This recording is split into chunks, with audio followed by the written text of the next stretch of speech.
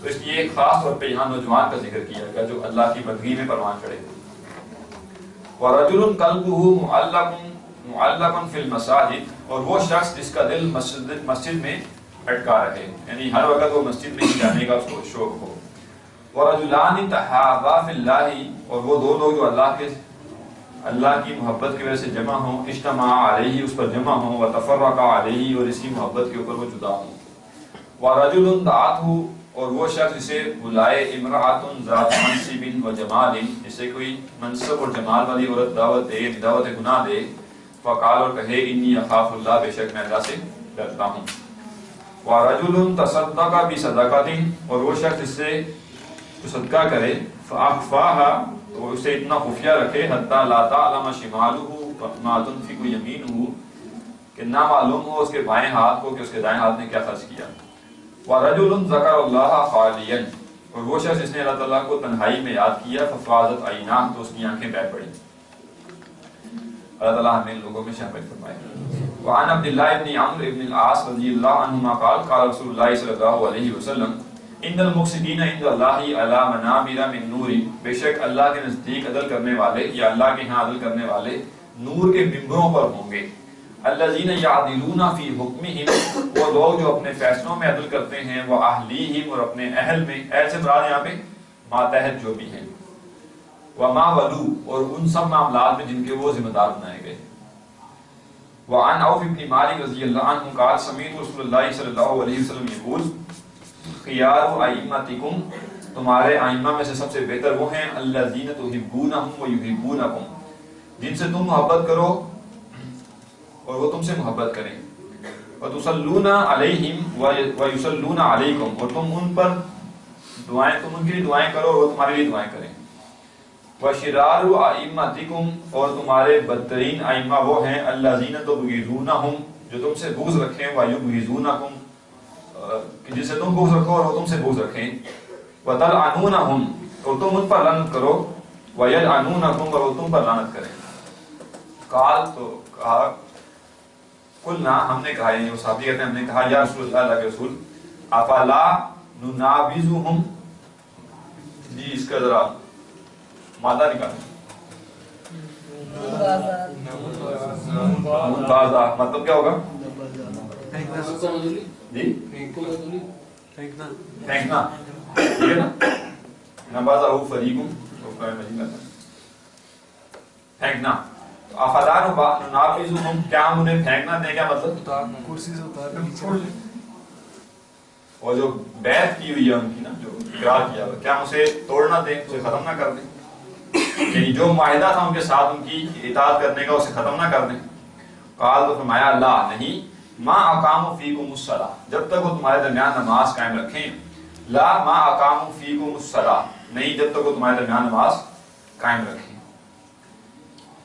اس کے اوپر ہماری پہلے گفتگو ہو چکی ہے کہ بلکہ اس کے اوپر کتابیں موجود ہیں کہ جو اسلامی ریاست کا سربراہ ہے، خاص طور پہ خلیفہ جو ہے، اس کے خلاف خروج کب کب ہو سکتا ہے، کون سی شرائط ہیں جو پوری ہوں تو خروج ہو سکتا ہے. یہ پورا ایک موضوع ہے الگ سے. ایک شرط یہاں پہ یہ بیان کی گئی کہ جب تک وہ نماز قائم رکھے، گویا اس کی ذمہ داریوں میں سے ایک بڑی ذمہ داری نماز قائم رکھنا. اور نماز قائم رکھنے سے مراد نماز کا نظام قائم کرنا، جس میں ایک شخص نماز نہ پڑھے تو اس کے لیے مشکل پیش آئے. یہ نماز کا نظام ہے. نماز کا نظام یہ نہیں ہے کہ نماز پڑھنے کی اجازت دے، اس لیے تو پھر تو حضرت اوباما صاحب نے بھی دی ہوئی اجازت. ٹھیک ہے، اجازت دینا نہیں ہے مراد. اجازت جب نہیں دے گا پھر تو وہ گویا کہ واجب القتل ہی ہو جائے گا. ویسے ہی ٹھیک ہے، نماز کا نظام قائم کرنا. اور نہ نظام قائم کرنے سے یہ بھی مراد نہیں ہے کہ صرف اسلام آباد میں نماز قائم کر دینا، یہ نماز کا نظام نہیں ہے. وعن ایاز ابن حمار رضی اللہ عنہ قال سمعت رسول اللہ صلی اللہ علیہ وسلم یقول اہل الجنت ثلاثۃ، جنت والے تین لوگ ہیں، یہ تین لوگ جنتی ہیں. ذو سلطان مقسط، وہ حکمران جو انصاف کرنے والا ہو، موفق، توفیق دیا گیا ہو، یا اس کا یہ بھی کہا گیا کہ اچھے کام کرنے کی توفیق دیا گیا، یہ اچھے کام کرتا ہو. وَرَجُلٌ رَحِيمٌ رَقِيقُ الْقَلْبِ، اور وہ شخص جو رحم دل ہو، رقیق القلب لکل ذی قربى و مسلم، اور نرم دل ہو ہر قرابت دار اور ہر مسلمان کے لیے، وعفیف متعفف ذو عیال، اور وہ شخص جو سوال نہ کرے جبکہ وہ اہل و عیال والا بھی ہو، پھر بھی سوال کرنے سے بچے، یعنی ضرورت تو اس کو ہے لیکن اہل و عیال والا بھی ہے لیکن سوال کرنے سے بچتا ہے۔ یہ 3 لوگ ہیں وہ جنتی ہیں، جبکہ وہ اہل و عیال والا ہو۔ ایک اکیلا شخص ہے وہ تو خود کسی بھی حال میں گزارا کر سکتا ہے، ایک پوری فیملی کو بھی لے کے چل رہا ہے لیکن یہ ایک ایسا اس نے اپنے آپ کو مینٹین کیا ہے کہ لوگوں سے سوال نہیں کرتا۔ اس کا مطلب یہ نہیں کہ گھر والوں کو بھوکا مارنا ہے، اس نے تربیت کرے ان کی ایسی کہ گھر والے خود ہی کہیں کہ بھائی کوئی ضرورت نہیں کسی سے مانگنے کی۔ باب وجوب طاعت ولاۃ الامر فی غیر معصیت، جو مسلمانوں کے سربراہ ہیں ان کی اطاعت کرنے کا، اطاعت واجب ہونے کا بیان جبکہ وہ حکم معصیت کا نہ ہو، وتحریم طاعتہم فی المعصیہ، اور جب وہ معصیت کا حکم دے تو ان کی اطاعت کرنا حرام ہے۔ قال اللہ تعالی، اللہ نے فرمایا یا ایھا الذین آمنوا، اے لوگوں جو ایمان لائے ہو، اطیعوا اللہ و اطیعوا الرسول، اطاعت کرو اللہ کی اور اطاعت کرو رسول کی، وَأُولِي الْأَمْرِ مِنْكُمْ، اور تم میں سے جو ذمہ دار ہیں ان کی۔ یہاں جو تیسری دفعہ اطیعوا نہیں آیا اس میں یہ نقطہ موجود ہے کہ وہ مطلق اطاعت نہیں ہے بلکہ وہ مقید ہے، ٹھیک ہے۔ وعن ابن عمر رضی اللہ عنہما عن نبی صلی اللہ علیہ وسلم قال علی المرء المسلم، مسلمان مرد پر، ایک مسلمان انسان پہ یا مسلمان آدمی پہ لازم ہے السمع والطاعہ، سننا اور اطاعت کرنا، فیما احب و کریہ، جو اسے پسندیدہ ہو وہ بھی اور جو ناپسند ہو وہ بھی۔ 2 چیزیں مختلف ہیں، ایک ہے دین کے مطابق ہونا اور دین کے خلاف ہونا، ایک ہے مرضی کے مطابق ہونا اور مرضی کے خلاف ہونا۔ تو اگر بات مرضی کے خلاف ہے اور دین کے مطابق ہے تو عمل کرنا ہوگا، اس لیے کہ اگر یہ شرط بھی رکھ دی جائے کہ ٹھیک ہے بس پسند ہو تو کرو، اگر نہ کرو تو پھر اجتماعیت نہیں قائم ہو سکتی کسی بھی۔ الا ان یؤمر بمعصیہ، سوائے یہ کہ کسی معصیت کا حکم دیا جائے۔ فاذا امر بمعصیۃ، اگر اسے کسی معصیت کا حکم دیا جائے، فلا سمع ولا طاعہ، تو کوئی سماعت نہیں اور کوئی اطاعت نہیں، پھر کوئی سننا نہیں کوئی ماننا نہیں ہے۔ پھر تو یہ بالکل ایک جنرل اصول ہے، کہیں پہ بھی کسی بھی معاملے میں اللہ کی معصیت ہو رہی ہے تو جو مرضی حکم دے رہا ہو اس کا حکم نہیں مانا جائے گا۔ تو اسی وجہ سے اسلام میں جو بیعت ہے وہ بیعت فی المعروف ہے، خلفائے راشدین سے لے کے آج تک کسی کی بیعت ہوگی فی المعروف ہوگی، اور بیعت فی المعروف کے اندر یہ معنی موجود ہے کہ وہ شخص دین کا اتنا علم حاصل لازمی کرے گا کہ اسے معلوم ہو کہ کون سا حکم معروف ہے اور کون سا حکم معروف نہیں ہے۔ ایک جاہل شخص جو ہے وہ بیعت فی المعروف کیسے کر سکتا ہے؟ وہ کیسے طے کرے گا کہ یہ حکم ہے یہ معروف میں ہے یا نہیں؟ تو یہ جو علم ہے یہ ہر شخص کے پاس ہونا چاہیے، اتنا دین کا علم کہ اسے معلوم ہو کہ جو حکم دیا جا رہا ہے یہ معروف ہے یا نہیں ہے۔ وہ مثال آپ صحابہ کے ذہن میں رکھیں کہ ایک صحابی جو اپنے کچھ لوگوں سے ناراض ہوئے تو انہوں نے کہا لکڑیاں اکٹھی کرو، آگ جلاؤ، گڑھا کھودو، اس میں آگ جلائی گئی تو کہا اس میں چھلانگ لگا تو نہیں لگے چھلانگ۔ اب وہ درس نظامی نہیں کیا ہوا تھا صحابہ نے، جس کی وجہ سے انہیں پتا چلا کہ آگ میں چھلانگ نہیں لگانی۔ دین کا بنیادی فہم تھا ان کے پاس، دین کے اصولی علم ان کے پاس موجود تھا، انہوں نے کہا بھائی یہ تو ہم نہیں کریں گے، حالانکہ امیر کا حکم تھا، اس لیے کہ یہ معروف کے خلاف ہے۔ تو آج بھی جو بھی بیعت کرتا ہے تو یہ سمجھ لے کہ اتنا علم حاصل کرنا تو اس پہ لازم ہے، بیعت نہیں بھی کر رہا ہے پھر بھی حاصل کرنا ضروری ہے، ٹھیک ہے۔ لیکن جو بیعت کر رہا ہے اور پھر معروف بیعت کر رہا ہے اس کے لیے تو بہت ضروری ہے کہ وہ اتنا علم حاصل کرے، اور یہ علم بھی ایسا ہونا چاہیے کہ جو ڈکٹیٹ نہ کروایا گیا ہو اسی کی طرف سے جو بیعت لے رہا ہے۔ جو بیعت لے رہا ہے فی المعروف وہی ڈکٹیٹ کر رہا ہے کہ معروف کیا ہے، یا دین میں معروف کیا شے ہے، تو پھر تو گویا مسئلہ جو ہے وہ ادھر ہی ہے، ٹھیک ہے، بات ادھر ہی ہے۔ تھوڑا سا اپنا ذہن استعمال کر کے دین کا علم حاصل کرے، یا وہ جو تعلیم ادھر سے آ رہی ہے جہاں سے بیعت بھی ہے تو اسے کاؤنٹر چیک کرے کہ آیا یہ واقعی معروف بھی ہے یا نہیں ہے، ٹھیک ہے۔ یہ بھی ایک طریقہ ہوتا ہے نا، یہ جو پیر وغیرہ ہیں جو بیعت تو لے لیتے ہیں لیکن بیعت لینے کے بعد کسی کو نہیں سننا، کسی کو نہیں پڑھنا، ہمارے پاس ہی ہو۔ اب لازمی ہے وہ معروف بھی وہی طے کریں گے جب تو پھر سارا کسی معروف ہوگا، پھر کیا منکر ہے۔ وعنہ رضی اللہ عنہ قال کنا اذا بایعنا رسول اللہ صلی اللہ علیہ وسلم علی السمع والطاعہ، ہم جب بھی اللہ کے رسول صلی اللہ علیہ وسلم سے سننے اور اطاعت کرنے کی بیعت کرتے تھے، یقول لنا، تو آپ ہم سے فرمایا کرتے، فیما استطعتم، یہ بیعت اس معاملے میں جس کی تمہارے اندر استطاعت ہو. اس میں نقطہ پوشیدہ ہے کہ وہ شخص جو بیعت دے رہا ہے اسے یہ اچھی طرح سمجھنا چاہیے کہ میں نے اپنے ماتحتوں کو صرف وہی حکم دینا جو ان کی استطاعت میں ہے، اور ماتحت جو بھی ہیں وہ بھی یہ ذہن میں رکھیں کہ حکم استطاعت کے اندر ہونا بھی ضروری ہے. ٹھیک ہے، اور استطاعت سے اگر باہر حکم ہے تو انسان نہیں کر سکتا. حکم آ گیا جی 6 لاکھ روپے چاہیے، بیعت بھی ہوئی، ٹھیک ہے، تو آپ جا کے قرضہ لے کے جمع کرا دیجیے. 6 لاکھ روپے دینے تھے تو 50,000 روپے قرضہ لے کے دے دیجیے. نہیں، یہ استطاعت سے باہر ہے تو دے دو، نہیں ہے تو استطاعت ہی نہیں ہے تو پھر عمل کیوں کرو. ٹھیک ہے، تو یہ ذہن میں رکھنا چاہیے. وعنہ رضی اللہ عنہ قال سمعت رسول اللہ صلی اللہ علیہ وسلم یقول من خلع یدا من طاعت، جس نے امیر کی اطاعت سے ہاتھ نکال لیا، لقی اللہ یوم القیامت ولا حجت لہ، وہ اللہ کو قیامت کے دن اس حال میں ملے گا کہ اس کے پاس کوئی دلیل نہیں ہوگی کہ اسے یہ کیوں کیا. ومن مات وليس في عنقه بیعۃ، اور جو مرا اس حال میں کہ اس کی گردن میں بیعت نہیں تھی، مات میتۃ جاہلیہ، تو وہ جاہلیت کی موت مرا. اب یہاں پہ ذرا رک کے ہم ایک دو اصولی معاملات سمجھ لیں. پہلا اصولی معاملہ یہ ہے کہ اکثر و بیشتر یہ احادیث استعمال کی جاتی ہیں کسی جماعت یا کسی پیر یا کسی اس طرح کے انسان کی بیعت کے اوپر کہ جی آپ کے گلے میں بیعت ارادہ نہیں ہے تو آپ گویا جہنم میں ہے. ٹھیک ہے، ایسے ہی آگے حدیث آئیں گی کہ جو جماعت سے علیحدہ ہوا وہ جہنمی ہے یا وہ جاہلیت کی موت مرا، اس کو بھی فٹ کر لیا جاتا ہے کسی جماعت کے لیے. تو یہ غلط ہے، بالکل یہ کلیئر کر، یہ بات غلط ہے. اس سے مراد الجماع ہے، مسلمانوں کی جو ایک امت کا جو لیڈر ہے اس کی اطاعت یا اس کے مقابلے کرتا امیر کی اطاعت وہ لازم ہے. ٹھیک ہے، یہ جو ملٹیپل جماعتیں یا ملٹیپل ادارے ایک بیعت میں موجود ہیں، ان میں سے کسی کے امیر کی اطاعت کو اگر چھوڑا جائے گا تو وہ یہ والا وعید نہیں ہے. ٹھیک ہے، پہلی بات. دوسری اصولی بات یہ ہے کہ اسلام نے ان احادیث کی روشنی میں اجتماعی نظام کو ایسے بیان کیا ہے یا ایسے ازیوم کیا ہے کہ اس کے بغیر تو گویا مسلمانوں کا وجود ہی نہیں. ٹھیک ہے، یہ امپاسبل ہونا چاہیے مسلمانوں کے لیے کہ اجتماعیت نہ ہو اور وہ مسلمان ہو. بغیر اجتماعیت کے کوئی مسلمان نہیں. لہذا جب اجتماعیت نہیں ہے تو مسلمانوں کا اول ترین کام اجتماعیت قائم کرنا ہے. اگر انہوں نے دین کو کم کر کے قبول کر لی کہ ٹھیک ہے اجتماعیت تو نہیں ہے اور ہمیں اجتماعیت چاہیے بھی نہیں، بس یہ کہ میں اپنا مدرسہ کھول لوں، دوسرا اپنی جماعت بنا لے، تیسرا اپنا وہ انسٹیٹیوٹ ایک بنا لے اور وہ اپنے ہی بس کچھ کام کرتا رہے، تو یہ مناسب نہیں ہے. اول ترین کام اجتماعیت قائم کرنا ہے، وہ جو اصل اجتماعیت ہے. ٹھیک ہے، لہٰذا یہ اگرچہ یہ ساری احادیث کسی جماعت یا کسی انسان کی بیعت کے لیے نہیں ہیں عام یہ جو آج کل کی ہیں، لیکن اس کا یہ مطلب بھی نہیں ہے کہ مزے میں ہمارے گلے میں اس وقت اس خلیفہ کی بیعت کا ارادہ نہیں ہے جو ہونا چاہیے تھا. یہ سب کے لیے ہے.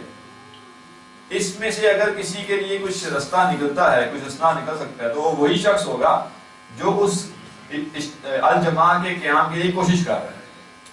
تو وہ اللہ کے حضور جا کے کہے گا کہ اے اللہ اگر وہ الجماع ہوتی تو میں بیعت میں ہوتا، اور الجماع نہیں تھی تو میں نے اس کو قائم کرنے کے لیے اپنی زندگی لگا دی. اب اس کو قائم کرنے کے طریقے مختلف ہو سکتے ہیں، ادارے مختلف ہو سکتے ہیں، جماعتیں مختلف ہو سکتی ہیں، وہ ایک سیپریٹ ڈیبیٹ ہے اور ہر کسی کا اپنا کام ہے.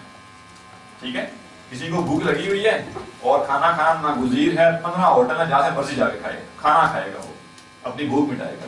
ایسی ایک ذمہ داری پوری کرنی ہے، ذمہ داری پوری کرنا میرا کام، اب جا کے جہاں سے مرضی پوری کروں وہ میرے اوپر ہے. لہٰذا یہ یہاں سے بات جان لینی چاہیے کہ مسلمانوں کی الجماع قائم کرنا سب سے بڑا فریضہ اس وقت امت کے اوپر ہے، اس لیے کہ اسلام میں تصور نہیں ہے الجماع کے بغیر. پھر وہ ساری احادیث جو ہم پہلے پڑھ رہے ہیں کہ امیر اگر ظلم کرتا ہے تو پھر بھی اس کی اطاعت کرو، وہ تمہارا حق نہیں دیتا پھر بھی اس کی اطاعت کرو. کیوں ہے؟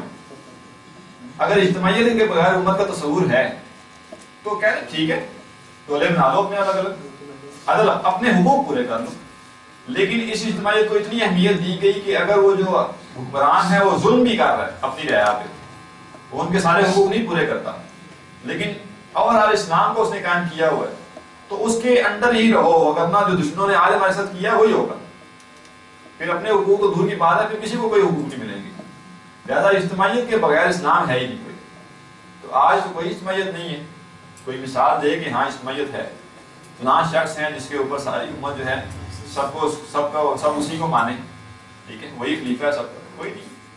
جب تک یہ نیشن سٹیٹس کا تصور ختم نہیں ہوتا تو وہ اسماعیل کیسے قائم ہوگی؟ جی سر یہ جو ملوکیت کا ایک دور ہے ان کو بھی ہم اصطلاحاً خلیفہ کہہ ہی دیتے ہیں، یعنی تو انہوں نے بھی کیا وہ نظام اجتماعیت کا قائم کیا ہوا ہے؟ ہاں اجتماعیت تو تھی. ہاں یہ ایک سیپریٹ معاملہ ہے کہ بیچ میں آگے کچھ وہ اجتماعیات سیپریٹ بھی ہوئی ہیں کسی قدر، لیکن بس اجتماعیت تو پھر بھی تھی. مسلمان تو کم از کم مضبوط تھے، کسی غیر قوم کے اندر تو ہمت نہیں ہوتی تھی کہ وہ مسلمانوں کے معاملات میں آ کے دخل دے، اپنے وہاں وہ جو مرضی کرتے. جیسے کہتے ہیں نا کہ کسی گھر میں کوئی جھگڑا ہو اور بائیں سے کوئی آ کے کہے میں حل کرنا چاہتا ہوں، کوئی وہ کہے تو گھر سے باہر جا، یہ ہمارا اپنا مسئلہ ہے. تو یہ مسلمانوں کی یہ حیثیت تھی کہ ایک قوم تھے، ایک امت تھے. اب تو ہے ہی نہیں، اب تو مسلمان جو ہے وہ مسئلہ پیش آتا ہے کہاں جاتے ہیں؟ جی UNO، ٹھیک ہے، اقوام متحدہ کے پاس جا کے ہاتھ جوڑیں گے کشمیر کا مسئلہ. کیوں بھائی؟ کس منہ سے وہاں جاتے ہیں مسلمانوں کے سربراہ ہوتے ہوئے؟ اسلام تو دوسروں سے بھیک نہیں مانگتا جا کے کہ آپ مسئلہ حل کریں ہمارا، ٹھیک ہے. تو بہرحال یہ الجماع قائم کرنا اہم ترین اس وقت کی ذمہ داری ہے. کیسے قائم کرنا؟ یہ بندہ خود پڑھے، سوچے، عمل کرے، جو مرضی کرے، جیسے مرضی کرے، لیکن اس کے بغیر چارہ نہیں ہے. اس سے آنکھیں بند کرنا ایسی ہے جیسے کبوتر جو ہے وہ بلی کو دیکھتے ہوئے آنکھیں بند کرتے ہیں، نہیں آ رہی. فریضہ ہے، یہ ذمہ داری ہے. اور یہ میں نہیں کہہ رہا، بہت سے اسلاف کے اس کے اوپر موجود ہیں. البتہ ان اسلاف کے موجود ہیں جن کے زمانے میں یہ مسائل پیش آئے تھے، ان اسلاف کے نہیں جن کے زمانے میں اجتماعیت بل قائم تھی. لہٰذا وہ اکثر بیشتر لوگ کہتے ہیں اسلاف کی کوئی دلیل دکھائیں جی، اسلاف کی دکھائیں کہ انہوں نے خروج کیا ہو. تو الاسلاف نے تو کیا تھا، اس کے بعد جو اسلاف ہیں انہوں نے پچھلے ایکسپیرینس دیکھتے ہوئے جو کچھ تھا اسے غنیمت سمجھتے ہوئے اس کو برداشت کیا. ہاں اس کے بعد 600-700 سالوں کے بعد ایسے مسائل پیدا ہوئے کہ پھر لوگوں نے یہ باتیں کی ہیں اور تحریریں لکھی ہیں اس طرح کی، ٹھیک ہے. یہ کوئی مطلب مثال دے سکتے ہیں کن لوگوں نے باتیں کی ہیں تحریریں لکھی ہیں؟ علامہ ابن تیمیہ نے، وہ تو مجھے ہی پتہ ہے، ان کے علاوہ نام بہت ہوں گے نا، یعنی جو مشہور ہیں وہ سب کو پتہ ہوتے ہیں، باقی اور بھی لوگ ہوتے ہیں. سر کتاب بھی ہے وہ جو 22 کے 23 جو ہیں وہ اسلاف میں سے جنہوں نے یہ کام کیا. اس پہ آپ اگر موجودہ دور میں دیکھیں تو بے شمار ہیں ہر طرف جنہوں نے یہ کام کیا.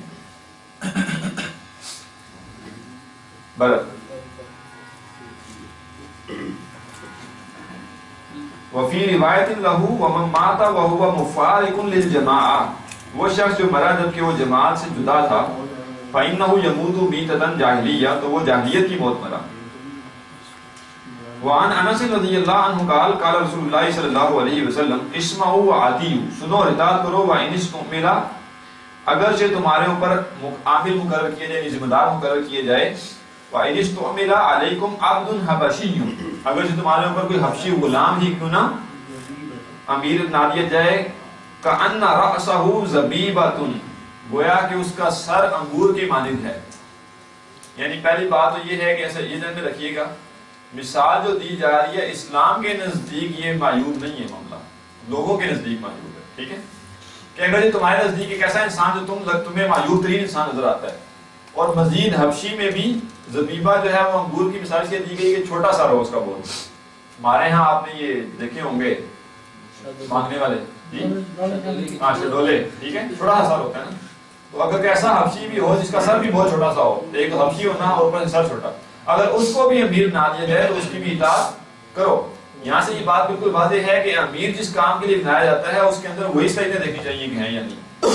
اکثر بیشتر لوگ جو ہیں وہ مثلا ابوالکلام آزاد کے ساتھ جو معاملہ ہوا ہے، شیخ الہند کہہ رہے ہیں کہ جی اس کے ہاتھ پہ بیعت کرو اور جہاد کرو، اور وہ حضرت اٹھا کے لائیں کتاب، یہ ایک صفحہ پڑھ دیں ہم اسے امیر مان لیں. اس نے فتوے دینے ہیں بھائی کتاب پڑھنے کے بعد. وہ جہاد کے لیے اور مسلمانوں کے غلبے کے لیے امیر بننے کی بات کر رہے ہیں، اور وہ اٹھا کے وہ یقیناً فقہ کی کتاب ہوگی، ایک صفحہ پڑھ دو ہم امیر مان لیں. بہت بڑے عالم تھے اپنے اس وقت کے زمانے میں، ایگزیکٹ نام میرے میں نہیں، ڈاکٹر صاحب یہ تحریروں میں ہوگا بھی. یہ منطق کی کتاب، جی منطق کی کتاب تو ایک ہی بات ہے نا، ٹھیک ہے. منطق اور فقہ میں کیا فرق ہے؟ ایک ہی ہے، ٹھیک ہے. تو اب وہ حضرت اس لیے نہیں کہہ رہے تھے یا شیخ الہند یہ نہیں کہہ رہے کہ یہ جو ہے سب سے زیادہ فقہی مسائل جانتا ہے، یہ منطق سے زیادہ جانتا ہے، اس کی بحث ہے۔ ایک ہم نے جو جہد کرنی ہے اس کے لیے بندہ ایک ایکٹیو ہے، لوگوں کو جان پیدا کر سکتا ہے، لوگوں کو مل سے لگا سکتا ہے، کتاب پڑھ کے دکھاؤ پہلے۔ ویسے کہ حبشی غلام اگر مقرر کیا جائے گا تو وہ امیر مقرر کیا جا رہا ہے، یعنی آج کل کی اگر میں زبان میں استعمال کروں تو امیر کا خوبصورت ہونا تو کوئی شرط ہو ہی نہیں سکتی نا، امیر ہونا ایک شے ہے اور ماڈلنگ کرنا ایک دوسری شے ہے۔ تو ایک شخص کہے یہ تو جی حبشی نسل ہے، یہ کیسے ہو سکتا ہے امیر؟ تو گویا وہ سمجھ نہیں رہا امیر مقرر کیوں کیا گیا، ٹھیک ہے۔ اکثر و بیشتر لوگوں کو یہ بھی مسئلہ پیش آتا ہے، میں نے پی ایچ ڈی کی ہوئی ہے اور یہ جناب اس نے ایف اے کیا ہوا ہے، یہ امیر کیوں ہے؟ بھائی ادھر ڈیبیٹ نہیں کروائیں تمہاری علمی آپس میں کہ تم آپ پی ایچ ڈی ہو تو تم امیر بنو گی، جو کام کرنا ہے اس کے لیے دیکھو کون فٹ ہے، جو فٹ ہے وہ ٹھیک ہے، بے شک ایف اے ہو، بے شک ان پڑھ بندہ ہو، ٹھیک ہے۔ وعن ابي هريره رضي الله عنه قال قال رسول الله صلى الله عليه وسلم عليك السمع والطاعه، حضرت ابو ہریرہ سے اللہ کے رسول نے فرمایا کہ تمہارے اوپر لازم ہے سننا اور اطاعت کرنا، فی اسرک و یسرک، تنگی کے حالات میں بھی اور آسانی کے حالات میں بھی، و منشطک و مکرہک، اور جب طبیعت تمہاری جو ہے وہ آمادہ ہو تب بھی اور جب طبیعت نہ آمادہ ہو تب بھی، وہ اثرۃ علیک، اور اگرچہ تمہارے خلاف کسی کو ترجیح دی جائے، تمہارے اوپر کسی اور کو ترجیح دی جائے۔ یہ ترجیح کو بھی سمجھ لیں، بڑا اہم معاملہ ہے۔ دو انسان ہیں، ایک کو ذمہ داری دے دی گئی، ایک کو نہیں دی گئی، دینے والا تیسرا بندہ ہے، ٹھیک ہے۔ جس کو نہیں دی گئی وہ سمجھتا ہے کہ میرے اندر زیادہ صلاحیتیں ہیں، اب یہ وہ سمجھتا ہے نا، اس کے ذہن کے اندر تو وہ نہیں جا سکتا جس نے ذمہ داری دی ہے، تو لہٰذا یہ سمجھایا جا رہا ہے کہ جس کو ذمہ داری دے دی جائے تو پھر اس کی ذمہ داری، اس کی اطاعت کرو، اس کی بات مانو۔ اطاعت کس میں کرنی ہے؟ معروف بھی کرنی ہے نا، ٹھیک ہے۔ دوسرا اہم مسئلہ یہ ہے کہ جس کو ذمہ داری دے دی گئی بالفرض وہ اتنا اہل نہیں تھا جتنا وہ شخص اہل ہے جس کو نہیں دی گئی، تو اسے یہ ذہن میں رکھنا چاہیے کہ ایک ذمہ داری ہے، شرط تو نہیں ہے، یہ پوری کرے گا تو اسے اجر ملے گا نا، تو بہتر یہ ہے میرے پاس نہیں آئی، تو یہ باتیں ذہن میں ہوں تو انسان کسی کو بھی امیر سمجھ لیتا ہے کہ ہاں ٹھیک ہے یہ امیر صحیح ہے۔ وعن عبداللہ ابن عمرو، اچھا اس میں ایکسیپشن یہ ہے کہ یہ اس امیر کی بات ہے جو ایک ہی امیر ہے، دوسرا ہو نہیں سکتا۔ آج کل کے دور میں جو جماعتیں چوز کی جاتی ہیں کس جماعت سے اندر جائے، تو وہاں انسان کے پاس یہ آپشن ہے کہ وہ دیکھے کہ کس جماعت کا امیر یا کس جماعت کے جو لیڈرز ہیں یا قیادت ہے وہ زیادہ اہل ہے، جو دعویٰ کر رہی ہے اس کو پورا کرنے کی اہل بھی ہے، یہاں دیکھا جا سکتا ہے، اس لیے یہاں آپشنز ہیں۔ لیکن اگر ایک ریاست قائم ہے اسلامی، اس میں کسی بھی درجے کا امیر ہے، وہاں آپشن نہیں ہے، گورنر ہے تو ایک ہی ہوگا، دو تو نہیں ہوں گے نا، اس کی بیعت کرنی پڑے گی، اس کی ماننی پڑے گی۔ وعن عبداللہ ابن عمرو رضی اللہ عنہما قال كنا مع رسول اللہ صلی اللہ علیہ وسلم فی سفر، کہتے ہیں ہم اللہ کے رسول کے ساتھ سفر میں تھے، فنزلنا منزلا، تو ہم ایک جگہ پہ رکے، فمنا، تو ہم میں سے کچھ تھے، من یصلح خباءہ، جو اپنے خیموں کو درست کر رہے تھے، ومنا من ینتظر، اور ہم میں سے کچھ تھے جو تیر اندازی کر رہے تھے، پریکٹس کر رہے تھے اس کی، ومنا من ہوا فی جشرہ، اور ہم میں سے کچھ ایسے بھی تھے جو اپنے جانوروں کے ساتھ لگے ہوئے تھے۔ اذ نادى منادی رسول اللہ صلی اللہ علیہ وسلم، جب ایک پکار اللہ کے رسول کے پکارنے والے نے پکارا، الصلاۃ جامعۃ، کیا پکارا کہ نماز کھڑی ہو رہی ہے، نماز جمع ہو رہی ہے، فاجتمعنا، تو ہم جمع ہوئے، الی رسول اللہ صلی اللہ علیہ وسلم، اللہ کے رسول صلی اللہ علیہ وسلم کے پاس، وقال، تو آپ نے فرمایا، انہ لم یکن نبی قبلی، بے شک مجھ سے پہلے کوئی نبی ایسا نہیں تھا، الا کان حقا علیہ ان یدل امتہ علی خیر ما یعلمہ لہم، مگر اس پر لازم تھا کہ وہ اپنی قوم کی رہنمائی کرے، اپنی امت کی رہنمائی کرے اس خیر کی طرف جسے وہ ان کے لیے جانتا ہے، وَيُنذِرَهُمْ شَرَّ مَا يَعْلَمُهُ لَهُمْ، اور انہیں خبردار کرے اس شر سے جو وہ ان کے لیے جانتا ہے۔ جی کانا حقاً علیہ، اس پر لازم ہے، ان یدل امتہ علی خیر، کہ وہ اپنی امت کی رہنمائی کرے خیر پر، کون سی خیر؟ ما یعلمہ لہم، جو وہ ان کے حق میں جانتا ہے، یہ معاملہ ان کے حق میں بہتر ہے، وَيُنذِرَهُمْ، اور انہیں خبردار کرے، شَرَّ مَا يَعْلَمُهُ لَهُمْ، اس برائی سے جو ان کے لیے وہ جانتا ہے، اس کے علم میں ہے کہ یہ شے ان کے لیے بری ہے۔ یعنی کسی نبی کے لیے یہ جائز نہیں ہے کہ وہ کہے چلو خیر ہے. ہمارے یہاں ہوتا ہے کہ انسان کو پتا ہوتا ہے کہ یہ کام جو کر رہا ہے بندہ غلط کر رہا ہے لیکن چلو خیر ہے. نبی کے لیے جائز نہیں ہے کہ وہ کسی شے کو شر سمجھتا ہو اپنی امت کے لیے اور بتائے نہ ہوتی, کسی شے کو خیر سمجھتا ہو اور بتائے نہ اپنے دل میں رکھ لے, یہ پاسبل نہیں. وَإِنَّ أُمَّتَكُمْ اور بے شک جو تمہاری امت ہے حاضی یہ جُعِلَ عَافِيَتُهَا فِي أَوَّلِهَا, اس کی عافیت رکھ دی گئی اس کے پہلے حصے میں. وَسَيُصِيبُ آخِرَهَا بَلَاءٌ اور اس کے آخری حصے کو بڑی آزمائشیں پہنچیں گی. وَأُمُورٌ اور ایسے معاملات ہوں گے تُنْكِرُونَهَا جنہیں تم ناپسند کرتے ہو گے. اب یہ جو پہلے حصے میں عافیت ہے اس سے کیا مراد ہے؟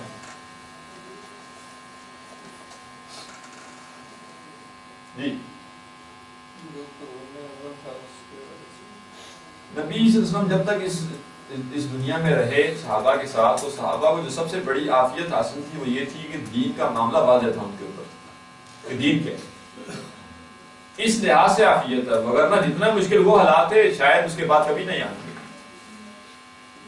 سختی جو انہوں نے برداشت کی ہے وہ تو کسی اور نے نہیں کی نا, ٹھیک ہے, سخت تو تھے ان کے اوپر حالات, لیکن یہ ایک عافیت تھی کہ دین کلیئر تھا ان کے لیے. مسئلہ پیش ہوتا تھا فوراً جا کے پوچھتے تھے کون سا صحیح ہے تو بتا دیا کرتے تھے اس کو کلیئر. یہ آج والا مسئلہ نہیں تھا کہ حق پہ کون ہے اور باطل پہ کون ہے.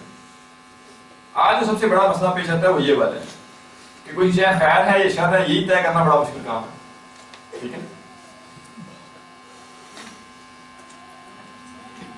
وَأُمُورُ تُنْكِرُونَهَا وَتَجِيءُ فِتْنَةٌ اور ایک فتنہ آئے گا يُرَقِّقُ بَعْضُهَا بَعْضًا جو نرم کر دے گا ایک دوسرے کو. یعنی فتنے پر فتنہ آئے گا اور ایک فتنہ آئے گا تو بہت بڑا فتنہ لگ رہا ہوگا, یہ کیا بڑا فتنہ ہو گیا. اگلا فتنہ آئے گا تو وہ بڑا لگ رہا ہوگا, پچھلا ہلکا ہو جائے گا. یار وہ آسان تھا یہ زیادہ بڑا فتنہ ہے, تو اگلا فتنہ آئے گا تو انسان کیا کہے گا پچھلا والا آسان تھا یہ زیادہ بڑا فتنہ آ گیا. وَتَجِيءُ الْفِتْنَةُ فتنہ آئے گا فَيَقُولُ الْمُؤْمِنُ تو مومن کہے گا هَذِهِ مُهْلِكَتِي یہ تو میری ہلاکت ہے, اس فتنے ایک تو فتنہ مجھے ہلاک کر دے گا, یہ بڑا زوراور فتنہ ہے. ثُمَّ تَنْكَشَفُ پھر وہ منکشف ہو جائے گا, ختم یعنی چلا جائے گا, ہٹ جائے گا. وَتَجِيءُ الْفِتْنَةُ اور دوسرا فتنہ آ جائے گا فَيَقُولُ الْمُؤْمِنُ تو مومن کہے گا هَذِهِ یہ بڑا ہے, یہ اس سے بھی بڑا ہے, یہ زیادہ سخت ہے.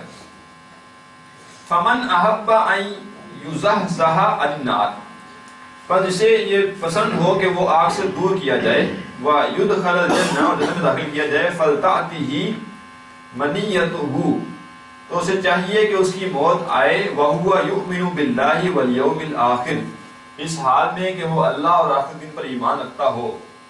وَلْيَأْتِ إِلَى النَّاسِ الَّذِي يُحِبُّ أَن يُؤْتَى إِلَيْهِ اور وہ لوگوں کو وہ عطا کرے جو وہ چاہتا ہے کہ وہ دیا جائے.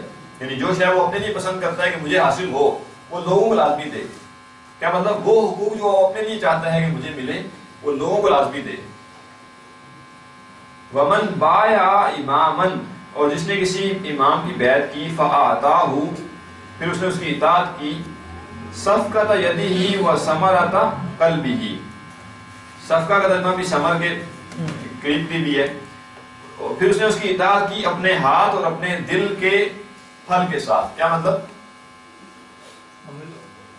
دل میں وہ یکسو تھا بالکل کہ اس کے لیے سارا کچھ اپنا لگانا ہے, اور اسی یکسوئی کا نتیجہ اس نے اپنی ہاتھ سے کیا مراد ہے اپنی ایفرٹ کی پوری, دل میں بھی راضی رہا اس کی اطاعت کے اوپر اور شیطان کے وسوسوں سے بچتا رہا. ہوتا یہ کہ جب کسی کی بیعت کی ہوتی ہے انسان نے تو شیطان بڑے وسوسے ڈالتا دل میں کہ یہ تو یہ ہے اور اس بندے میں تو یہ بھی ہو سکتا ہے اور یہ پاسبلٹی بھی ہے, تو وہ ان چیزوں کو نیگلیکٹ کرتا ہے. اور پھر عملی طور پہ اسی وجہ سے تو اس کا جو عمل ہے اس میں بڑا وثوق آئے گا, وگرنہ تو پھر وہ تذبذب میں رہے گا. اچھا امیر کی بیعت کی ہے, اس نے حکم دیا ہے, اب حکم کے بعد وہ سوچ رہا ہے کہ پتہ نہیں امیر اہل بھی تھا کہ نہیں تھا, اب کیا کام کرے گا, کر ہی نہیں سکتا. فَلْيُطِعْهُ إِنِ اسْتَطَاعَ تو اسے چاہیے کہ اطاعت کرے اس کی اگر اس میں استطاعت ہے. فَإِنْ جَاءَ آخَرُ يُنَازِعُهُ پھر اگر وہ دوسرا آ جائے جو اس کے ساتھ جھگڑا کرے, یعنی ایک امام کی اطاعت کی ہوئی ہے, ایک خلیفہ کی اطاعت کی ہوئی ہے, اور ایک اور آ جائے ہو کہ میں خلیفہ ہوں اور وہ سے جھگڑے, فَضْرِبُوا عُنُقَ الْآخَرِ تو دوسرے کی گردن مار دو, جو بعد میں دعویٰ کرنے والا اس کی گردن مار دو. اس نام نے ایک اصول رکھا کہ جب خلیفہ موجود ہو اور کوئی آگے خلیفہ ہونے کا دعویٰ کرے تو اس کی سزا قتل ہے. ٹھیک ہے, اسی سے وہ آپ نے سنا ہوگا نا ابن عربی کا قول جو ڈاکٹر صاحب بیان کیا کرتے تھے, قتل حسین بسیف جدہ. ٹھیک ہے نا, اور خالصتاً فقہ کو اپلائی کریں گے تو پھر یہ قاعدہ نکلے گا. ٹھیک ہے, وہی پھر ہوتا ہے, جنگیں تو ہوئی ہیں نا آپس میں. بہرحال آگے سے نہیں. وعن ابي هنيدة وعائل بن حجر رضي الله عنه قال سأل سلمة بن يزيد الجعفي رضي الله الجعفي رسول الله صلى الله عليه وسلم. سلمہ بن یزید الجعفی رضی اللہ عنہ سے نے رسول اللہ سے پوچھا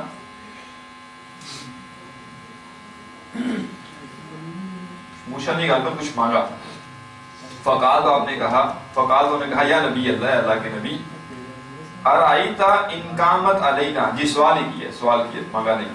ارائیتا ان قامت علینا امراء, بلا آپ دیکھیں کہ اگر ہمارے اوپر کچھ امراء مقرر کیے جائیں, یسألون حقہم, وہ ہم سے اپنا حق تو مانگیں, ویمنعون حقنا, اور ہمارا حق نہ دیں, فما تأمرنا, تو آپ ہمیں کیا حکم دیتے ہیں. فأعرض عنہ, تو آپ نے ان سے اعراض کر لیا. ثم سألہ, پھر انہوں نے سوال کیا. فقال رسول اللہ صلی اللہ علیہ وسلم, تو رسول اللہ صلی اللہ علیہ وسلم نے فرمایا اسمعوا واطیعوا, سنو اور اس کی اطاعت کرو. فإنما علیہم ما حملوا, بے شک وہ ان کی ذمہ داری وہ ہے جو ان کے اوپر ڈالی گئی, یا وہ ذمہ دار ہیں اپنی ذمہ داری کے, یا وہ پوچھے جائیں گے اپنی ذمہ داری کے بارے میں. وعلیکم, اور تمہاری رسپانسبلٹی ہے ما حملتم, جو تمہیں ذمہ داری دی گئی. یعنی تم اپنی آخرت سنوارو, تم ان کے حقوق دو, اور وہ تمہیں اگر حقوق نہیں دیتے تو کوئی مسئلہ نہیں ہے, تم اللہ کے ہاں جو کامیاب ہوگے. وعن عبداللہ ابن مسعود رضی اللہ عنہ قال قال رسول اللہ صلی اللہ علیہ وسلم انہا ستکون بعدی اثرۃ وامور تنکرونہا, کہ ان قریب میرے بعد جو ہے وہ ترجیح ہوگی, یعنی کچھ ایسے لوگوں کو ترجیح دی جائے گی, اور کچھ امور ایسے ہوں گے جو تم ناپسند کرو گے. قالوا یا رسول اللہ, تم نے کہا اللہ کے رسول, کیف تأمر من ادرک منا ذلک, آپ کیا حکم دیتے ہیں اسے جو ہمیں سے یہ حالات پا لے. قال تو فرمایا تؤدون الحق الذی علیکم, تم اپنا وہ حق پورا کرو جو تمہارے اوپر ہے, تمہاری ذمہ داری ہے. وتسألون اللہ الذی لکم, اور اپنا جو حق میں حاصل کرنا ہے اس کا سوال اللہ سے کرو. وعن ابی ہریرہ رضی اللہ عنہ قال قال رسول اللہ صلی اللہ علیہ وسلم من اطاعنی فقد اطاع اللہ, جس نے میری اطاعت کی اس نے اللہ کی اطاعت کی. ومن عصانی فقد عصى اللہ, اور جس نے میری نافرمانی کی اس نے اللہ کی نافرمانی کی. ومن یطیع الامیر فقد اطاعنی, اور جس نے کسی امیر کی اطاعت کی اس نے میری اطاعت کی. ومن یعص الامیر, اور جس نے امیر کی نافرمانی کی فقد عصانی, اس نے میری نافرمانی کی. وعن ابن عباس رضی اللہ عنہما ان رسول اللہ صلی اللہ علیہ وسلم قال من کرہ من امیرہ شیئا فلیصبر, جو ناپسند کرے اپنے امیر میں سے کسی شے کو پس اسے ہی کہ صبر کرے. فإنہ من خرج من السلطان شبرا, بے شک جو حاکم کی ذرا سی بھی اطاعت سے نکلا, مات میتۃ جاہلیہ, تو وہ جاہلیت کی موت مرا. شبر تھوڑے سے. وعن ابی بکر رضی اللہ عنہ قال, ابو بکر رضی اللہ عنہ سے روایت ہے, قال سمعت رسول اللہ صلی اللہ علیہ وسلم یقول من اہان السلطان اہانہ اللہ, جس نے کسی حاکم کی اہانت کی, تذلیل کی, تو اللہ تعالیٰ اس کی تذلیل کرے گا, اللہ تعالیٰ اسے ذلیل کرے گا.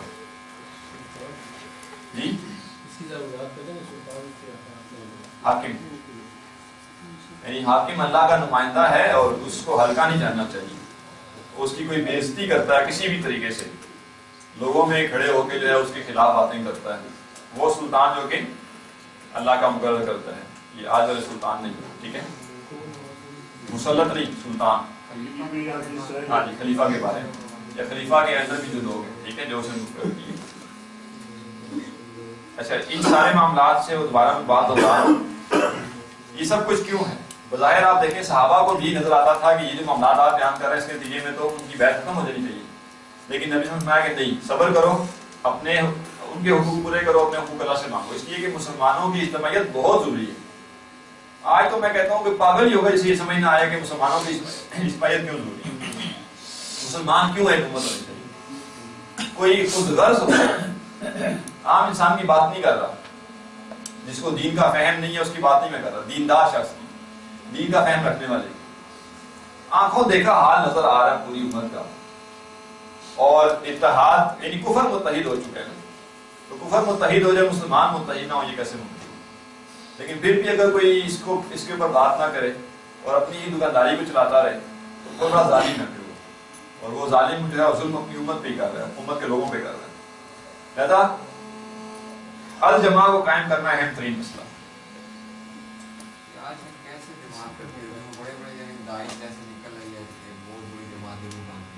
اس کا طریقہ یہ نہیں ہے کہ میں دعویٰ کر دوں کہ میں خلیفہ ہوں جس کے ہاتھ میں سب نے جمع ہونا ہے تو آپ سب میرے ہاتھ میں بیعت کر لیں.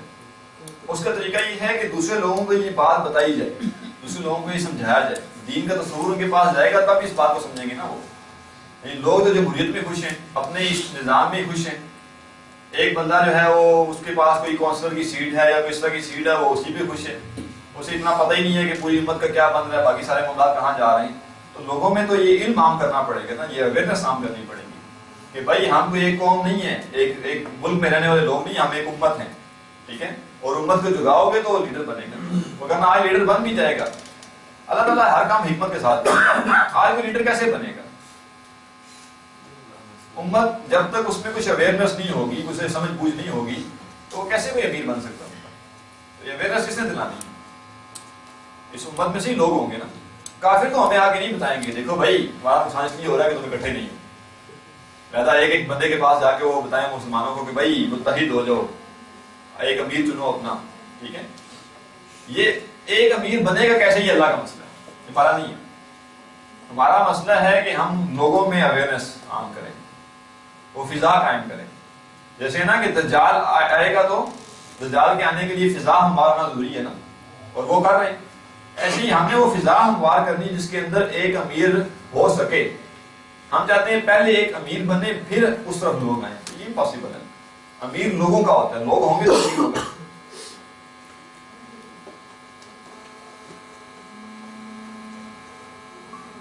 باب النہی عن سؤال الامارہ, امارت کا سوال کرنے کی ممانعت. واختیاری ترک الولایہ, اور کسی ذمہ داری کو چھوڑنے کا اختیار. اذا لم یتعین علیہ, جب او تدعو حاجتا الیہ, جب کسی مخصوص کام کے لیے ذمہ داری کی ضرورت نہ رہے یا اس کام کی حاجت نہ رہے تو وہ ذمہ داری چھوڑ دینے کا بیان, ٹھیک ہے. قال اللہ تعالیٰ نے فرمایا تلک الدار الآخرہ, یہ آخرت کا گھر ہے, نجعلھا للذین لا یریدون علوا فی الارض ولا فسادا, ہم نے یہ ان لوگوں کے لیے بنایا ہے جو دنیا میں زمین میں بلندی اور فساد نہیں کرتے. بلندی نہیں چاہتے اور فساد نہیں کرتے, بیسیکلی دو باتیں ایک ہیں. فساد پیدا ہونے کی وجہ کیا ہے؟ جب بھی انسان تکبر کرنا چاہے گا زمین میں فساد پیدا ہوگا. تکبر کرنے کے لیے دوسروں کو اپنے سے حقیر سمجھنا ضروری ہے نا. بدر الحق واقامت الناس, لہذا جو دنیا میں علو چاہے گا تو اس علو کا طریقہ کیا ہے جی؟ فساد.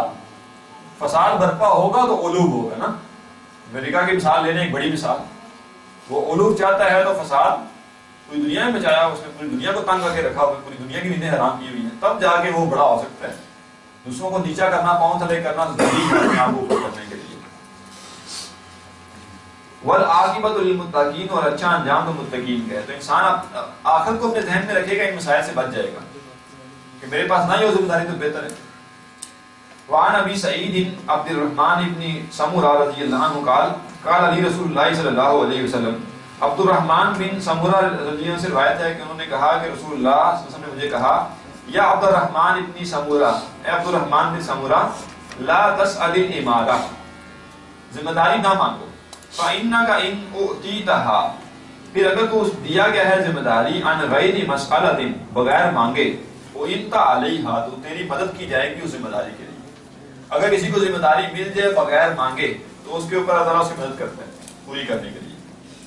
وَإِنْ أُعْطِيتَهَا عَنْ مَسْأَلَةٍ، اور اگر تجھے کوئی ذمہ داری دی گئی مانگنے سے، وُكِلْتَ إِلَيْهَا، تو وہ تیرے سپرد کر دی جائے گی پورا کر سے. وَإِذَا حَلَفْتَ عَلَى يَمِينٍ، اور جب تو کسی بات پہ قسم کھائے، کسی معاملے پہ قسم کھائے، فَرَأَيْتَ غَيْرَهَا خَيْرًا مِنْهَا، پھر تو کوئی اور معاملہ اس سے بہتر دیکھ لے، فَأَتِ الَّذِي هُوَ خَيْرٌ وَكَفِّرْ عَنْ يَمِينِكَ، تو اس اچھے کام کی طرف چلا جا اور اس سے اس قسم کا کفارہ ادا کر دے. بعض انسان ایک کام کرنے کی قسم کھا لیتا ہے، اچھا کام ہوتا ہے وہ، لیکن اس سے بہتر کام اسے نظر آ جائے تو اسے چاہیے کہ اس قسم کو توڑ کے اس اچھے کام، اس میں زیادہ اچھے کام کی طرف چلا جائے. یہاں پہ یہ بات بالکل واضح ہو جانی چاہیے کہ اسلام میں ذمہ داری مانگنا جو ہے یہ جائز نہیں ہے. ٹھیک ہے، جو قانون ہے، جو قاعدہ ہے وہ یہ ہے کہ اسلام میں ذمہ داری مانگنا جائز نہیں ہے. ایکسیپشن اس کی یہ بیان کی جاتی ہے کہ کسی ایسی جگہ معاملہ ایسا ہو کہ انسان ایک واحد ہی ہو جو وہاں پہ اس معاملے کو سنبھال سکتا ہو، اور باقی سارے جو ہیں وہ اہل ہی نہ ہوں، اور اس ذمہ داری کو نہ لینے سے لوگوں کا نقصان ہو رہا ہو. یعنی وہ ذمہ داری اگر نہیں دے گا تو اسے تو کوئی نقصان نہیں ہوگا، لوگوں کو نقصان ہوگا، تو وہاں انسان یہ کہہ سکتا ہے کہ ذمہ داری مجھے دے دی جائے. لیکن یہ انتہائی ایکسیپشن کی بات ہے. وہ کہتا ہے جو بھی ذمہ داری مانگے گا وہ کہے گا کہ یہ وہی حالات ہے، میں اسی لیے مانگ رہا ہوں کہ اس وقت کوئی اور اہل نہیں ہے اور میں ہی اہل. استدلال کیا جاتا ہے حضرت یوسف علیہ السلام کے واقعے سے. یہ انتہائی غلط استدلال ہے.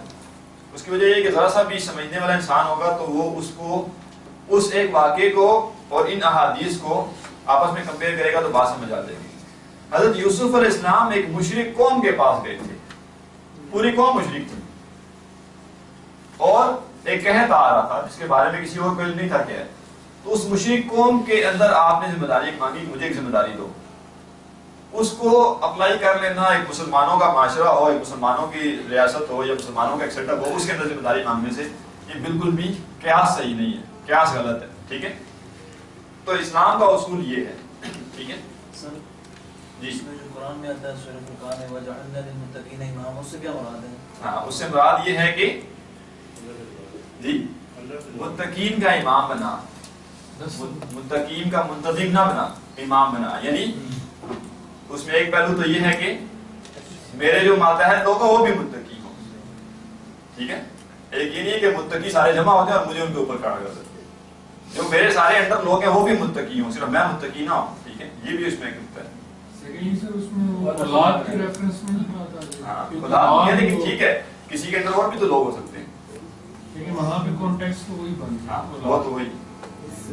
وعن ابی ذر رضی اللہ عنہ قال قال رسول اللہ صلی اللہ علیہ وسلم یا ابا ذر، حضرت ابو ذر سے ہی روایت ہے کہ رسول اللہ صلی اللہ علیہ وسلم نے ان سے کہا ہے ابو ذر انی اراک ضعیفا، بے شک میں تمہیں کمزور دیکھتا ہوں، میں یہ کمزور کی وضاحت کروں گا. وانی احب لک ما احب لنفسی، اور میں تیرے لیے بھی وہی پسند کرتا ہوں جو میں اپنے لیے پسند کرتا ہوں.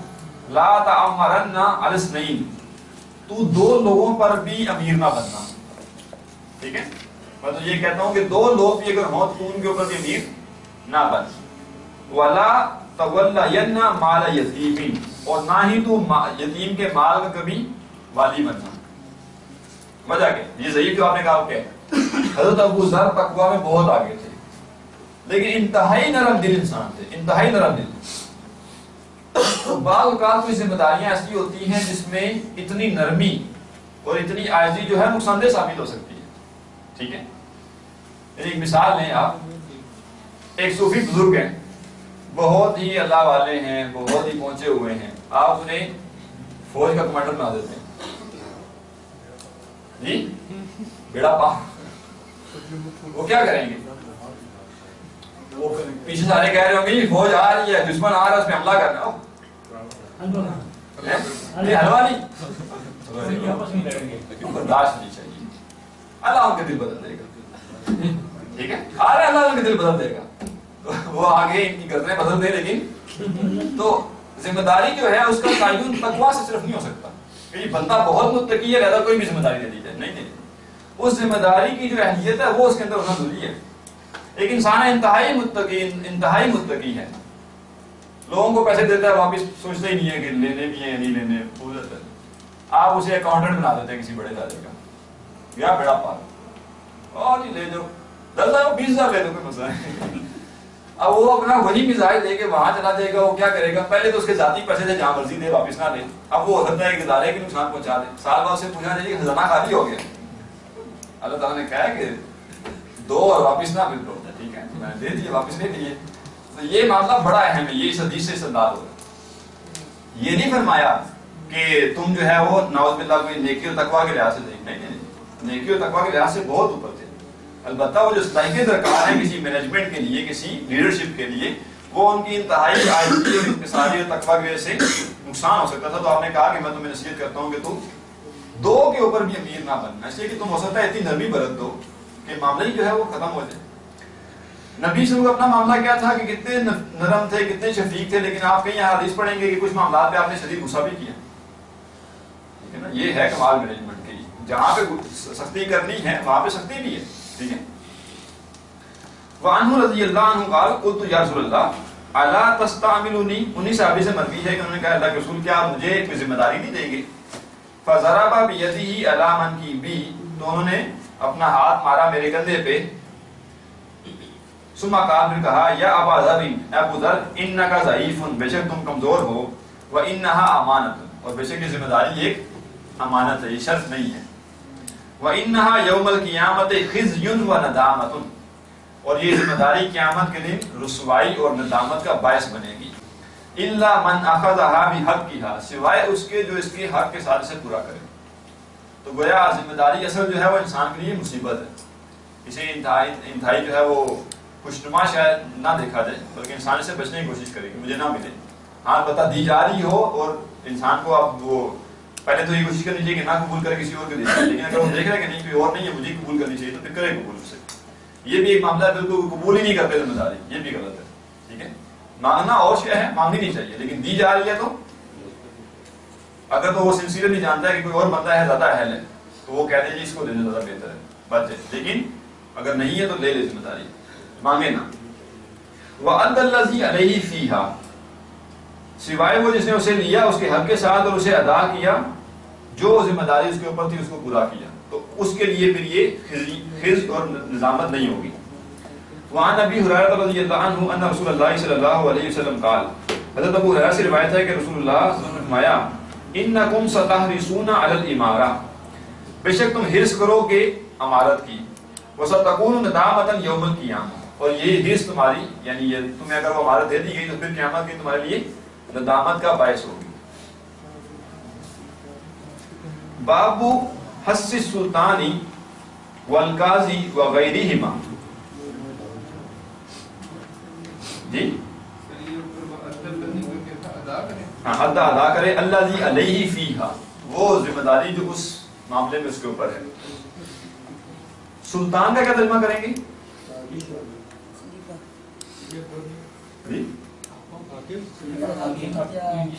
ذمہ دار.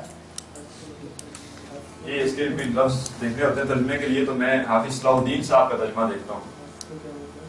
تو انہوں نے ہر جگہ جو ہے وہ ایک تو بادشاہ, اور ایک جگہ پہ انہوں نے یہ جو نیچے کمنٹری میں لکھا ہوا ہے کہ یہ جو آج کل کی جمہوریت ہے اس میں بڑے مسائل ہیں, بادشاہت اس سے اچھی ہے,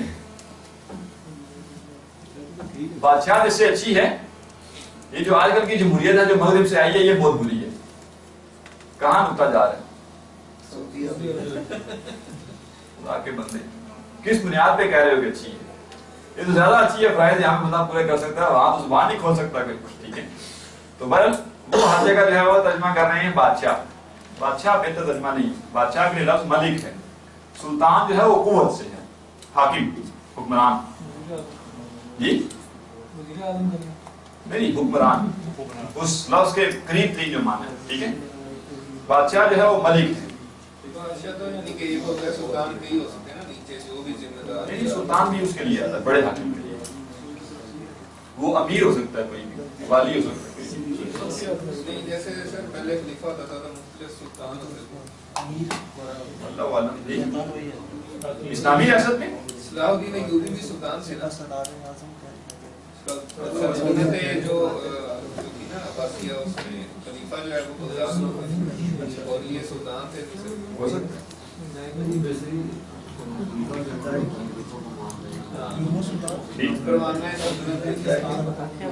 لیکن یہاں چونکہ یہ بار بار صرف سلطان آ رہا ہے تو یہ تو بڑا ہوا لیڈر ہے. بابو حسی سلطانی والقاضی وغیرہما، حاکم، قاضی اور ان کے علاوہ جو ذمہ دار ہیں وہ ان کے لیے ترغیب کا باب. کس شے کی ترغیب؟ وغیرہما من ولاۃ الامور، معاملات کے ذمہ دار جو ہیں ان کے علاوہ ان کے لیے کیا ترغیب ہے؟ الاتخاذی وزیر صالحین، کہ وہ مقرر کریں صالح وزیر اپنے کام کرنے کے لیے. جو اپنے سے نیچے کی چین ہے اس میں وہ کن لوگوں کا انتخاب کریں؟ صالح. وتحذیرہم، اور انہیں بچانا یا انہیں منع کرنا من قرناء السوء، برے ہم نشینوں سے، والقبول منہم، اور ان برے لوگوں سے تحفے قبول کرنے سے. بہت اہم باب ہے.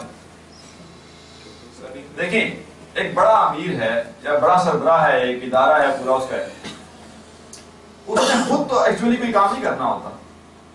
اس کے سارے کام جو کرنے ہیں وہ کس نے کرنے ہیں؟ ماتحت لوگوں نے اس کے کرنے ہیں. لہذا اگر وہ یہاں کمی کوتاہی کر دے کہ کرائٹیریا سخت نہ رکھے تو وہ جو چاہتا ہے کام کرنا وہ نہیں ہو سکے گا. تو ہر شخص فوراً جو اس سے نیچے کا شخص ہے اس کے اوپر بڑی کڑی نگاہ رکھے کہ وہ صحیح ہے یا نہیں. وہ صحیح ہوگا تو نیچے چین صحیح چلے گی. اور یہاں اگر کمی کوتاہی ہوگی، اصل میں ہوتا کیا ہے، مسئلہ کیا پیدا ہوتا ہے؟ کیوں یہ آگے حدیث ہیں 2-3 اس میں.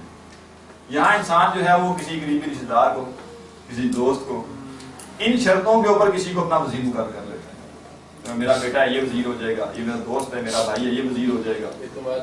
ہاں یہ اعتماد ہے. یہ نہیں، وہ اس ذمہ داری کے لیے اہل ہو اور صالح ہو، اللہ کا کوئی تقویٰ اس کے دل میں بھی ہو. جی یہ جو آج کل مکاتبے فکر مختلف پڑھنے کی لے لیتے ہیں اور اپنے اس سے ہم خیال ملک سے، ہاں جی، تو یہ بھی اسی زمرے میں آئے گا جو تحفے لیتے ہیں. پھر تحفے لیتے ہیں جو فنڈنگ آتی ہے وہ تحفے ہی ہوتے ہیں نا، پھر اپنی مرضی کا ان سے کام کراتے ہیں. یہ تو ہے، یہ تو ہے.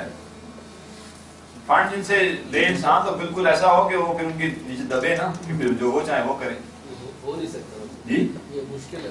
فنڈ اگر ملتا ہی اس مقصد کے لیے وہی ہے نا. آپ بندہ دیکھیے کہ ایسی جگہ سے فنڈ آ رہا ہے، فنڈ تو بہت آ رہا ہے. ایک مثال ہے، یہ جو اسلام آباد میں قرآن کمپلیکس بند ہے تو وہاں کے لیے جس بندے نے جگہ دی تو اس نے کہا کہ جی ملک ریاض کو میں بلانا چاہتا ہوں، وہ میرا دوست ہے، اس کو میں یہاں بلانا چاہتا ہوں اور 2-4 چینلز آئیں گے میڈیا، تقریب ایک ہوگی یہاں پہ، تو آپ کو یہ پوری بنا دے گا، 57 کنال پوری کنسٹرکشن کر کے دے دے گا. تو آپ یہ تو نہیں کہہ سکتے نا کہ جی اب کیا کریں جی آ رہا ہے، روکا نہیں جا سکتا. تو روکا گیا نا اس کو، ٹھیک ہے. تو روکنا ہوتا ہے نا ایسے پیسے کو. کم کام کر لے انسان کے اوپر کوئی ذمہ داری تو نہیں اللہ تعالیٰ نے متعین کی نا. ہمارے اوپر ذمہ داری تو نہیں متعین کی تو نے پورے پاکستان میں 300 گاڑی بنانی ہے جیسے مرضی بنا. یہ تو نہیں کام کرنا ہے، بس خالص جہاں تک ہوتا ہے. تو بہرحال یہ جو برے ہم نشین ہیں ان سے بچنا چاہیے، اور ان سے جو تحفے وغیرہ آتے ہیں وہ اصل میں رشوت ہوتی ہے، تحفے نہیں ہوتے. تحفے کی شکل میں آتے ہیں، تحفے کے لبادے میں آتے ہیں. قال اللہ تعالیٰ نے فرمایا الاخلاء یومئذ بعضهم لبعض عدو، قیامت کے دن بہت سے بڑے قریبی جگری دوست ایک دوسرے کے دشمن ہوں گے، الا المتقین، سوائے متقین کے. عن ابی سعید و ابی ہریرہ رضی اللہ عنہما ان رسول اللہ صلی اللہ علیہ وسلم قال، 2 صحابہ سے مروی ہے کہ رسول اللہ صلی اللہ علیہ وسلم نے فرمایا ما بعث اللہ من نبی، اللہ تعالیٰ نے کسی نبی کو مبعوث نہیں کیا، ولا استخلف من خلیفۃ، اور نہ ہی کسی کو جانشین یعنی خلیفہ بنایا ہے، الا کانت لہ بطانتان، مگر اس کے لیے 2 رازدار ہوا کرتے تھے. بطانۃ تامرہ بالمعروف، ایک رازدان اس کا وہ ہے جو اسے معروف کا حکم دیتا ہے یا معروف کا مشورہ دیتا ہے، وتحثہ علیہ، اور اسے رغبت دلاتا ہے اس پر. وبطانۃ، اور دوسرا رازدار وہ ہے تامرہ بالشر، جو اسے برا مشورہ دیتا ہے، برا آئیڈیا دیتا ہے. وتحثہ علیہ، اور اس کے اوپر اسے انکریج بھی کرتا ہے. والمعصوم من عصم اللہ، اور بچتا وہی ہے جسے اللہ بچا لے. ٹھیک ہے.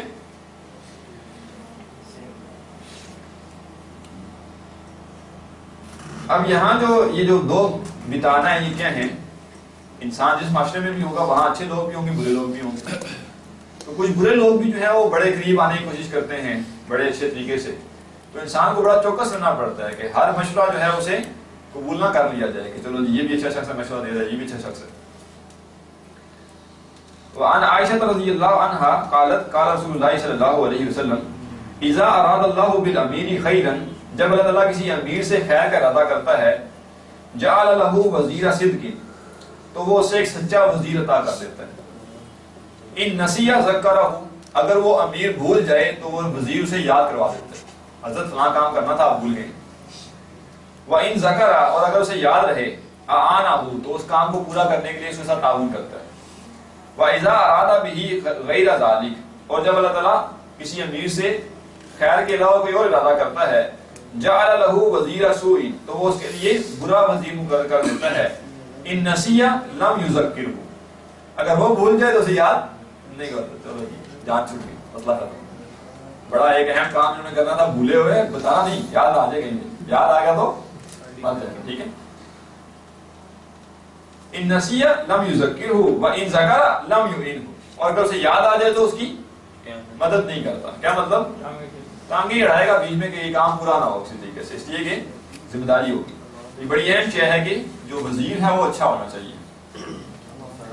باب النہی عن تولیۃ الامارۃ والقضاء وغیرہما من الولایات لمن سألها او حاس علیہا فعرض بها، وہ شخص جو امارت خود مانگے یا اس کی حرص رکھتا ہو، ٹھیک ہے، اس کے لیے کنایتاً کچھ باتیں کرتا ہو، اسے امارت اور قضاء جج یہ ذمہ داریاں نہ دی جائیں.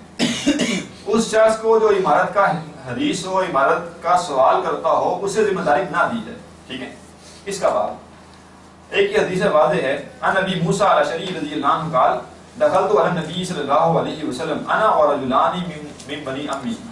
وہ کہتے ہیں کہ میں اور میرے دو چچا زاد بھائی جو ہے وہ رسول اللہ صلی اللہ علیہ وسلم کے پاس گئے. فقال احدهما، تو ان میں سے ایک نے کہا یا رسول اللہ، اللہ کے رسول، امرنا علی بعض ما ولاک اللہ، ہمیں ان بعض معاملات میں ذمہ دار بنا دیجیے جس کے اوپر اللہ نے آپ کو ذمہ دار بنایا ہے.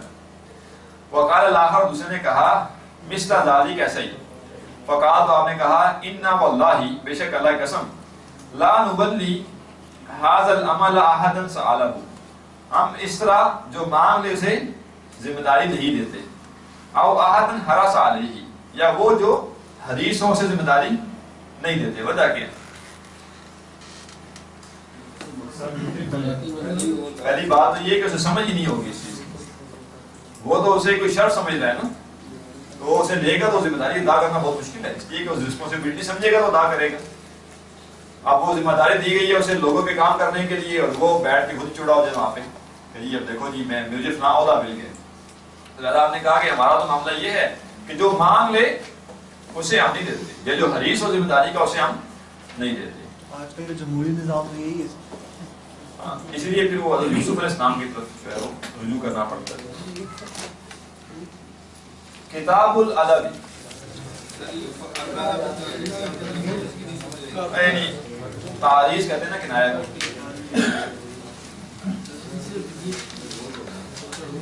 جی سر میں میرے درد ہے بہت، آپ سے کے لیے ہو گئے.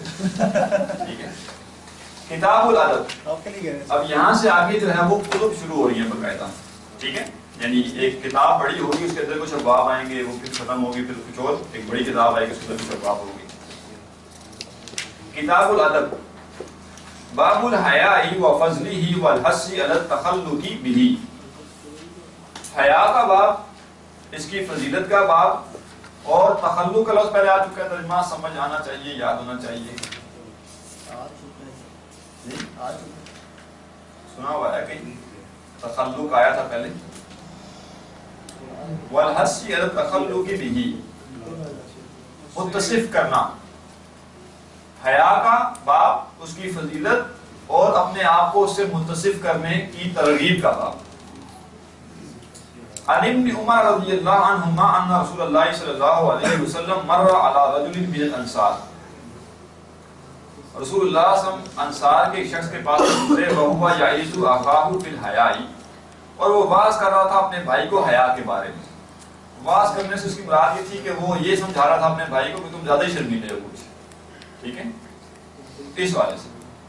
فقال رسول اللہ صلی اللہ علیہ وسلم, تو رسول اللہ صلی اللہ علیہ وسلم نے فرمایا دعہو, اسے چھوڑ دو. فإن الحیاء من الایمان, بے شک حیا ایمان کا ایک جز ہے, یا ایمان میں سے ہے. حیا بیسیکلی کیا ہے, نیچے کچھ انہوں نے اقوال غالباً دیے ہوئے ہیں, ہاں دیے ہوئے ہیں, اس کے اوپر دیکھتے ہیں. وعن عمران بن حسین رضی اللہ عنہما قال قال رسول اللہ صلی اللہ علیہ وسلم الحیاء لا یأتی الا بخیر, حیا جو ہے وہ خیر ہی لاتا ہے, حیا سے خیر ہی برآمد ہوتی ہے. وفی روایت لمسلمین, اور مسلم کی روایت میں ہے الحیاء خیر کلہ, حیا خیر ہے سب کا سب. الحیاء کلہ خیر, ایک پہلا جو ترجمہ ہے وہ یہ ہوگا کہ حیا خیر ہے سب کی سب, اور دوسرا ہے الحیاء کلہ خیر, کل ہر طرح کا حیا جو ہے وہ خیر ہی خیر ہے. ٹھیک ہے, حیا میں تمام بھلائی موجود ہے, یہ تمام حیا خیر ہی خیر ہے. ٹھیک ہے, معمولی سے فرق ہے, زیادہ فرق نہیں, حیا جو ہے وہ خیر ہی ہے. وعن ابی ہریرہ رضی اللہ عنہ ان رسول اللہ صلی اللہ علیہ وسلم قال الایمان بضع وسبعون او بضع وستون شعبہ, ایمان 60 سے کچھ زائد یا 70 سے کچھ زائد ایمان کے شعبے ہیں. فافضلها قول لا الہ الا اللہ, تو اس کا سب سے افضل شعبہ جو ہے وہ لا الہ الا اللہ کہنا ہے. وادناها, اس کا جو کم ترین ہے اماطۃ الاذى عن الطریق, رستے سے تکلیف دہ شے ہٹا دینا. والحیاء شعبۃ من الایمان, اور حیا بھی ایمان کا ہی ایک شعبہ ہے, یعنی سب سے کم تر بھی نہیں ہے, سب سے اعلیٰ بھی نہیں, درمیان میں کہیں آتا ہے. البضع بکسر الباء ويجوز فتحها, ويجوز فتحها, کیا مطلب ہے؟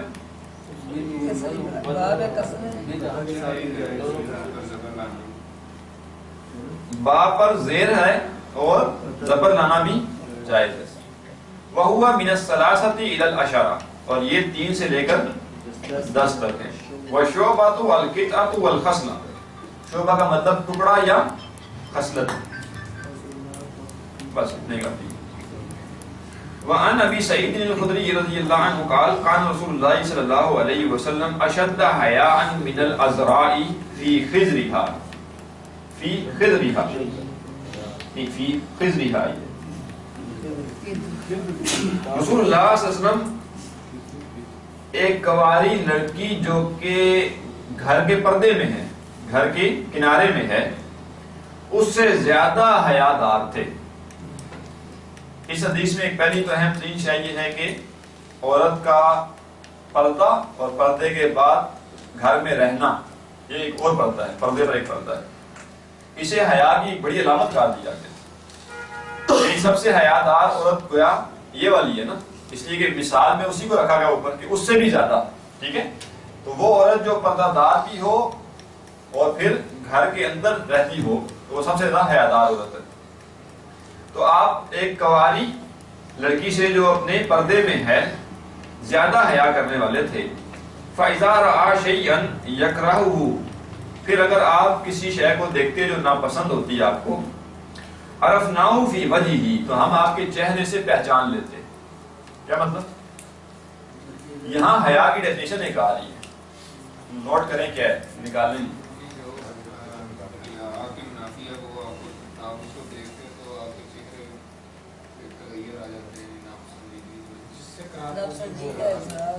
جس سے گراز ہوگی وہ ہے حیا کے وجود سے جھلکتی ہے, صرف اندر کی بات نہیں ہے. جیسے ایک کماری لڑکی جو ہے نا حیا کے خلاف کوئی چیز ہوتی ہے تو اس کو دیکھ کے اس کو ایک ری ایکشن ہوتا ہے, یعنی وہ نہیں, آپ یہ حیا کو بیان کریں نا, حیا کیا ہے؟ آپ کہہ رہے ہیں کہ حیا کے خلاف ہو تو چہرے کے تاثرات ہیں, یہ حیا تو نہیں بیان ہوتا نا. حیا کیا ہے؟ شرم محسوس کریں. اور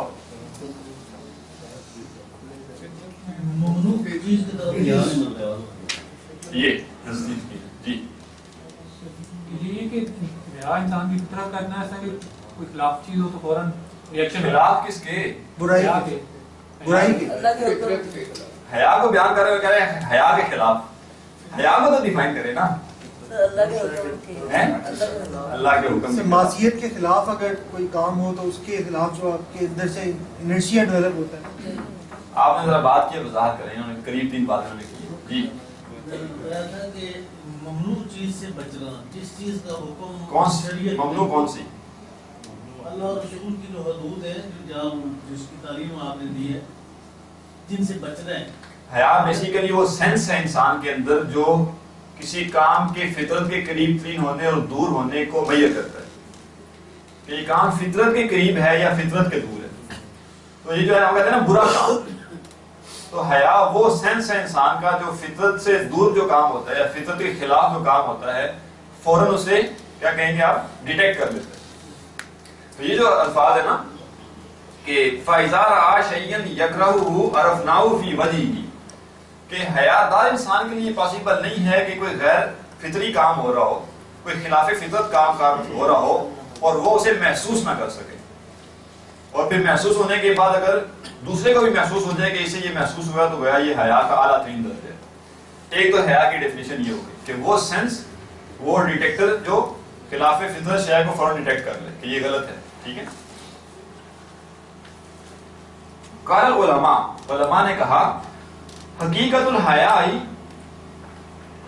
خلق، حیا کی حقیقت یہ ہے کہ خلق ایک صفت ہے، یبعث علی ترک الکبیح، جو انسان کو کبیح کو ترک کرنے کے اوپر آمادہ کرتی ہے، وَيَمْنَعُ مِنَ التَّقْصِيرِ فِي حَقِّ ذِي الْحَقِّ، اور کسی حق والے کے حق میں کوتاہی کرنے سے بچاتی ہے، منع کرتی ہے.